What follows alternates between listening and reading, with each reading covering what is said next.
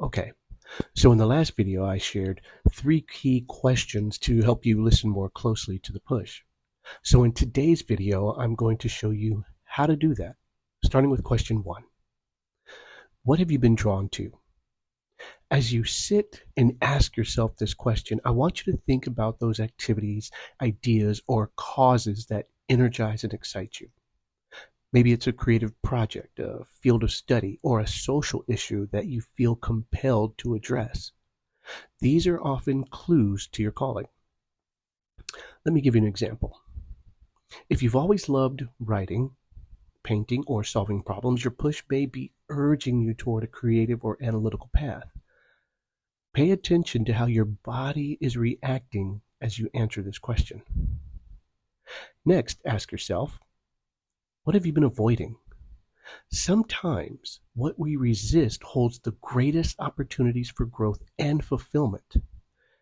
Maybe you've avoided public speaking, starting a business, or pursuing a passion because of fear or self-doubt. I know I sure have and was crippled by it at one point. But the things we resist often carry messages about where we're meant to grow. Growth is impossible if we continue to avoid it out of fear or self-doubt. The passions that ignite us, especially if it's because of what others will think. That's the worst. Coming face to face with the reality that you've been avoiding something, not so much out of self-doubt, but out of what someone else will think or how you'll be perceived. Man. The last question you'll ask yourself, and you'll need to pay attention to, is, what keeps coming up? Pay attention to recurring themes in your thoughts and feelings, because if certain ideas, dreams, or challenges keep coming up, then it's likely your inner voice is trying to guide you.